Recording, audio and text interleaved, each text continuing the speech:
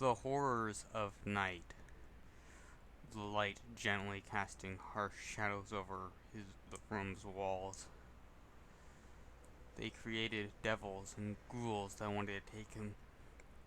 He was much too scared to close the closet door to stop the devil from coming in and turn it and hurt him and do whatever devils do. He had always left the door to the hallway wide open in case he ever needed to run, although he was much too petrified to ever move. In the boy's mind, if he ever closed his eyes, the monstrosity could not get him. When he closed his eyes at first, patterns of colors and shapes painting his eyelids. But as he closed his eyes, the creeps to hold and clawed their way out of his mind in a horrid movement, leaving blurs of red and static background to these horrendous things. The boy quickly opened his eyes, only to be flashed by the light of a car going by, his eyes unadjusted to the darkness. In his room he could see what he could never see before.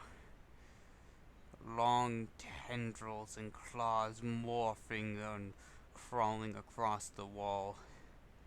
They forever stood just out of reach, and far enough to keep the boy in horror for an eternity. A cold breeze shot shivers up the boy's spine. The boy imagined the ghost that must be wanting to feast on his body. He looked outside the window from his bed and saw down the street the headlights of a car waiting and watching for him to drift off to sleep and come and steal him. He watched in horror as they never moved. No matter what day it was, they were always in the same place. He was halfway between needing to sleep and being in mortal terror of ever sleeping. He quietly swallowed his fear with a quiet gulp. He needed to at least try. He closed his eyes and used all of the bravery he had fought off the monsters that climbed in his eyelids to see the treasure that was guarded behind the array of statics in red. Even in his dreams he was haunted, but here he couldn't move, which only seemed to make it worse.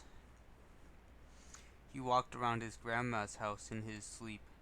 He climbed up the winding spiral staircase, and there he was spotted by the ghost of the forest.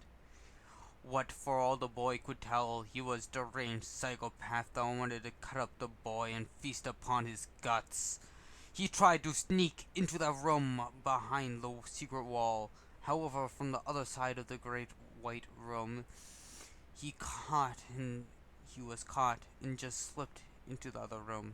A knife stabbed through the fake wall into the boy's back. He closed his eyes to feel himself starting to slip away.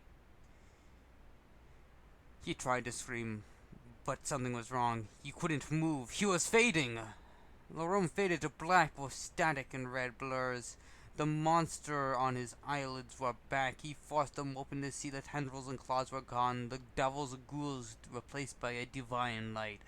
And the devil had receded back into the closet. He had done it. He had survived to the morning. He got out of bed, dreary from his restless sleep, and shivered at what he had to go through the next night.